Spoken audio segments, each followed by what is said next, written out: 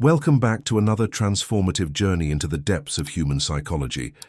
Today, we're diving into something that might make you feel exposed, vulnerable, and maybe even a little uncomfortable.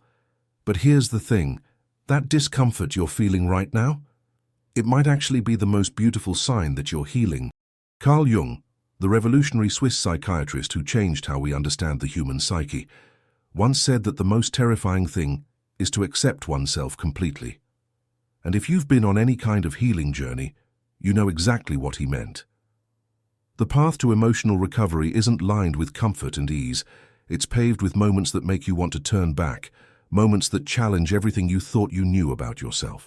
But what if I told you that these uncomfortable feelings, these moments of inner turmoil, these experiences that make you question everything, what if they're actually proof that you're doing something incredibly right? What if they're signs that you're finally becoming who you were always meant to be? In the next few minutes, we're going to explore 9 deeply uncomfortable signs that indicate you're recovering emotionally, all through the lens of Carl Jung's groundbreaking work on individuation, the shadow self, and psychological integration. Some of these signs might describe exactly what you're experiencing right now. Others might show you what's coming next on your healing journey, and a few might reveal aspects of yourself that you've never even considered. But I need to warn you, this isn't going to be easy to hear. Jung believed that growth requires us to face our deepest fears, our darkest corners, and our most hidden truths. So if you're ready to look in the mirror and see not just who you are, but who you're becoming, then stay with me. Because what we're about to discover together might just change how you see your entire healing process. Let's start with something that might sound familiar, but goes deeper than you think. Jung spent decades studying what he called the collective unconscious, the shared reservoir of experiences our species has inherited. And one of his most profound discoveries was that healing isn't just about feeling better, it's about becoming whole. The first uncomfortable sign that you're recovering emotionally is that you've stopped running from your own emotional landscape. Most people spend their entire lives in what Jung would call a state of psychological exile, constantly fleeing from feelings that seem too intense, too painful, or too overwhelming to face. But something shifts when true healing begins. You start to notice that instead of immediately reaching for distractions when sadness comes knocking, you actually pause. Instead of numbing yourself when anger rises, you sit with it. This isn't masochism. It's what Jung called emotional integration. You're finally allowing yourself to feel the full spectrum of human experience without judgment or escape. This process feels uncomfortable because our survival brain is screaming at us to run, to hide, to do anything but feel. But Jung understood that this discomfort is actually a sign of psychological maturation. You're developing what he termed the transcendent function, the ability to hold opposing forces within yourself without being torn apart by them. Research from the University of Rochester shows that people who avoid emotional processing have higher rates of anxiety, depression, and even physical illness. But when you allow yourself to feel deeply, you're not just healing emotionally, you're literally rewiring your brain for resilience. Jung called this process holding the tension of the opposites, and it's one of the most courageous things a human being can do. The second sign builds on this foundation, but goes even deeper into Jung's understanding of psychological boundaries. You're becoming uncomfortably good at setting and maintaining boundaries, even when it costs you relationships, opportunities, or approval from others. Jung wrote extensively about what he called the persona, the mask we wear to fit into society's expectations. For most of our lives, we shapeshift to please others, to avoid conflict, to maintain harmony at any cost. But recovery demands something different. It demands authenticity, even when authenticity makes others uncomfortable. When you start setting real boundaries, you're essentially telling the world, this is who I am, and this is what I will and won't accept. This terrifies people who have grown comfortable with your endless accommodation. Family members might call you selfish. Friends might say you've changed. Colleagues might push back against your newfound assertiveness. But here's what Jung understood that most people don't. These reactions aren't really about you. They're about other people's discomfort with their own lack of boundaries. When you model authentic self-respect, You force others to confront their own patterns of self-abandonment, and that makes them deeply uncomfortable. Studies from Stanford University demonstrate that people with healthy boundaries have lower cortisol levels, better sleep quality, and more satisfying relationships. But the path to get there requires what Jung called sacrificing the inferior function, letting go of who you were to become who you're meant to be. The third uncomfortable sign reveals itself in how you relate to your own history. You're no longer trying to minimize, rationalize, or explain away the difficult experiences that shaped you. Instead, you're doing something much more challenging. You're integrating them into your story with radical honesty. Jung believed that our wounds aren't obstacles to overcome, they're gateways to wisdom. He spent years working with patients who had experienced trauma, and he noticed something profound. The people who healed most completely weren't the ones who forgot their pain. They were the ones who transformed their relationship with it. This integration process feels uncomfortable because it requires you to hold two seemingly contradictory truths simultaneously. Yes, what happened to you was real and it hurt. And yes, you're now using those experiences as sources of strength and insight. Jung called this the union of opposites, and it's at the heart of all psychological healing. Modern neuroscience supports Jung's intuition. Dr. Bessel van der Kolk's research on trauma shows that healing happens not when we forget painful experiences, but when we can remember them without being overwhelmed by them. You're essentially rewriting your neural pathways, moving from victim consciousness to what Jung would call the wounded healer archetype. This shift is uncomfortable because it means taking responsibility not for what happened to you, but for how you respond to what happened to you. It means acknowledging that while you couldn't control your circumstances, you can influence your relationship with them. And that level of personal power can feel overwhelming until you learn to wield it consciously. The fourth sign appears in your emotional reactivity patterns. You're becoming less reactive and more responsive, but the transition phase feels like living with a stranger inside your own body. Jung understood that most of our reactions come from what he called autonomous complexes, psychological patterns that operate independently of our conscious will. When someone pushes your buttons, instead of exploding or shutting down automatically, you find yourself pausing. You might even hear yourself asking questions like, "Why am I feeling this way?" or "What is this reaction trying to tell me?" This is what Jung called making the unconscious conscious, and it's both liberating and terrifying. The discomfort comes from realizing how much of your life has been lived on autopilot. You start seeing your patterns everywhere. In relationships, at work, in how you treat yourself. It's like suddenly being able to see the strings that have been controlling your puppet, and now you have to learn how to move without them. Jung wrote that, "Until you make the unconscious conscious, it will direct your life, and you will call it fate." When you start responding instead of reacting, you're literally taking control of your destiny. But this process requires what psychologists call metacognition, thinking about thinking, and it can feel exhausting until it becomes natural. Research from Harvard Medical School shows that people who develop emotional regulation skills have better relationships, higher job satisfaction, and improved physical health. But the learning curve is steep, and the old patterns don't disappear without a fight. The fifth uncomfortable sign challenges everything our culture teaches us about healing. You're discovering that recovery isn't linear, and instead of fighting this reality, you're actually finding peace in it. Jung spent his entire career studying what he called the spiral nature of psychological development, and he understood something that modern self-help culture often ignores. Healing doesn't happen in a straight line. It happens in cycles, spirals, and sometimes what feels like backward steps. You might have a breakthrough one day and find yourself crying in your car the next. You might feel incredibly strong for weeks, then suddenly feel fragile and vulnerable again. And here's the uncomfortable truth. This isn't a sign that you're failing. It's a sign that you're healing naturally. Jung compared psychological development to the seasons.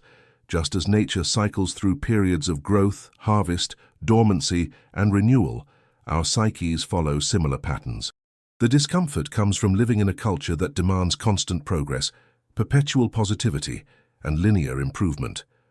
But when you truly understand Jung's perspective, you realize that the setbacks aren't setbacks at all. They're spiral returns to previous themes at a deeper level of integration. You're not going backward, you're going deeper. and depth requires time, patience, and a willingness to embrace the cyclical nature of growth. Studies from the University of Pennsylvania show that people who accept the non-linear nature of healing actually recover faster and more completely than those who fight against it.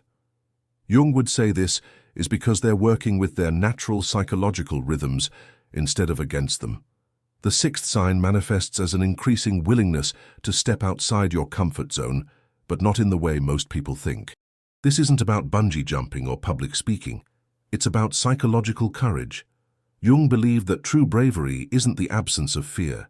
It's feeling the fear and choosing growth anyway. You start noticing that situations which used to terrify you now feel manageable. Not easy, but manageable. You might find yourself having conversations you've been avoiding for years. You might make changes to your living situation, your relationships, or your career that the old version of you would never have considered. This expansion feels uncomfortable because you're literally outgrowing the identity you've carried for years. Jung called this process individuation, becoming who you truly are rather than who you think you should be. And individuation requires you to let go of the familiar, even when the familiar feels safe. The discomfort intensifies because other people often resist your growth. They preferred you when you were predictable, when they knew exactly what to expect from you. Your expansion forces them to reconsider their own limitations, and that makes them uncomfortable. Jung understood that growth is often a lonely process because it requires you to move beyond the collective comfort zone. Neuroscientist Dr. Rick Hanson's research shows that our brains are literally rewired through novel experiences. When you consistently choose growth over comfort, you're building new neural pathways that support confidence and resilience. But the old pathways don't disappear overnight, creating an internal tension that can feel unsettling. The seventh uncomfortable sign appears in how you handle disappointment and unmet expectations. Instead of being devastated by setbacks, you're developing what Jung would call the philosophical attitude, the ability to see temporary defeats as part of a larger pattern of growth and learning. This doesn't mean you become emotionless or indifferent. It means you develop the capacity to hold disappointment without being consumed by it. When plans fall through, relationships end, or opportunities disappear, you feel the pain fully, but you don't let it define your worth or determine your future. Jung studied what he called the problem of the opposites, our tendency to see experiences as either completely good or completely bad. But mature psychological development requires what he termed the transcendent function, the ability to find meaning and value even in difficult experiences. This shift is uncomfortable because it challenges the victim narrative that might have protected you for years. It's much easier to blame external circumstances for your pain than to take responsibility for how you interpret and respond to those circumstances. But Jung understood that true healing requires this level of personal accountability. Research from the University of Michigan shows that people who practice benefit finding, looking for positive aspects in negative experiences, have better immune function, lower rates of depression, and greater life satisfaction. Jung would say this is because they're accessing what he called the self, the wise, integrated aspect of personality that can see beyond immediate circumstances. The eighth sign reveals itself as an increasing sense of inner peace, but not the kind you might expect. This isn't the peace of having everything figured out. It's the peace of accepting that you don't need to have everything figured out. Jung spent years studying what he called the dark night of the soul, and he understood that true peace comes not from avoiding chaos, but from finding stillness within it. You start noticing that external circumstances affect you less dramatically. Traffic jams don't ruin your day.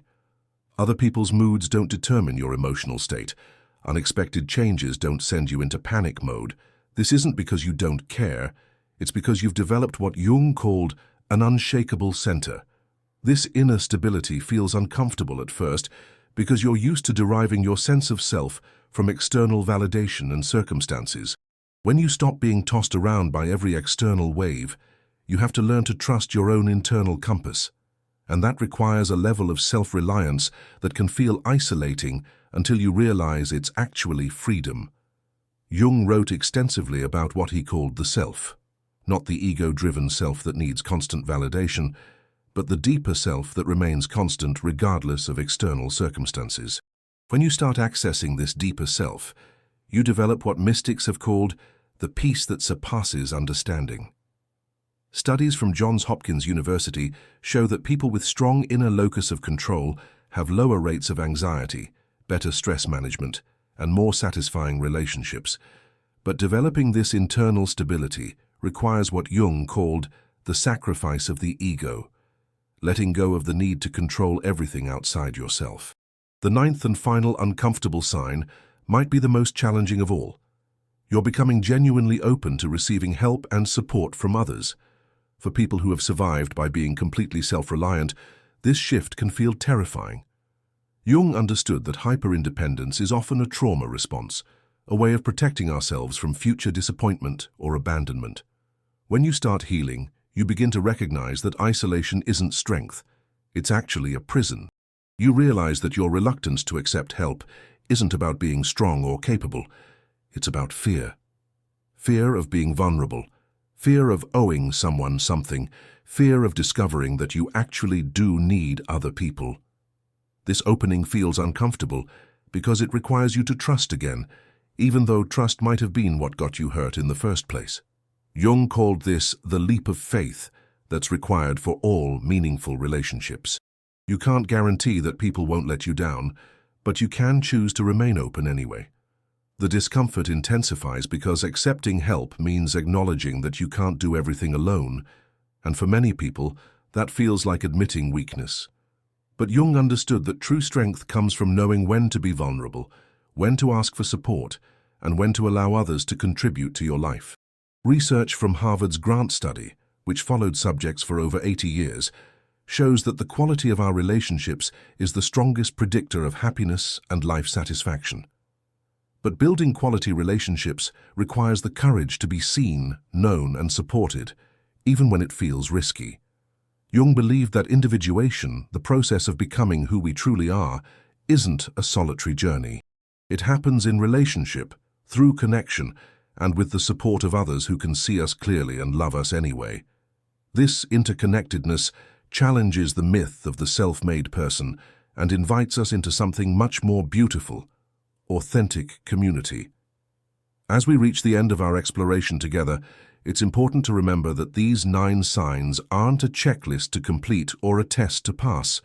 They're invitations into deeper levels of self-awareness and authenticity. Jung understood that healing isn't about reaching some final destination where all pain disappears. It's about developing the capacity to dance with life's inevitable challenges while remaining connected to your essential self. The discomfort you feel when recognizing these signs in your own life isn't a bug in the system. It's a feature. It's proof that you're growing beyond the limitations that once defined you. It's evidence that you're choosing courage over comfort, authenticity over approval, and growth over stagnation. Jung spent his entire career studying the human capacity for transformation, and he discovered something remarkable. We are far more resilient, adaptable, and capable of growth than we ever imagine. The uncomfortable feelings that accompany healing aren't signs that something is wrong. They're signs that something is finally going right. If you've recognized yourself in these 9 signs, congratulations. You're doing some of the most important work a human being can do, the work of becoming whole. And if you haven't seen these signs yet, that's perfectly fine too. Healing happens on its own timeline, and your journey is uniquely yours. The path of emotional recovery is never easy, but it's always worth it. Jung believed that our wounds contain our gifts, our struggles contain our strength, and our healing creates ripples that extend far beyond ourselves. When you commit to your own growth and healing, you're not just changing your own life, you're contributing to the collective healing of humanity. Remember, the goal isn't to eliminate discomfort from your life, it's to develop a different relationship with discomfort. It's to see challenges as invitations rather than threats. It's to understand that growth and comfort can't coexist, and that's perfectly fine. Your healing journey matters. Your growth matters. Your willingness to face the uncomfortable truths about yourself matters. And every step you take toward greater authenticity and integration makes the world a little bit safer for everyone else to do the same. Jung once wrote that the privilege of a lifetime is being who you are. These 9 uncomfortable signs aren't obstacles to overcome. They're evidence that you're claiming that privilege. They're proof that you're choosing to be who you truly are, rather than who you think you should be. Keep going, keep growing, keep choosing courage over comfort. The world needs who you're becoming, even if the process of becoming feels uncomfortable right now. Trust the journey, trust the process, and most importantly, trust yourself. You're exactly where you need to be, feeling exactly what you need to feel, and growing into exactly who you're meant to become. If this exploration of Jung's insights into emotional recovery has resonated with you, I'd love to hear about your own healing journey in the comments below. Which of these signs feels most familiar? Which one surprises you? And what uncomfortable growth are you navigating right now? Your story matters, and sharing it might be exactly what someone else needs to hear to continue their own journey toward wholeness. Until next time, remember that healing isn't about perfection, it's about integration, authenticity, and the courage to become who you've always been beneath all the layers of protection and pretense.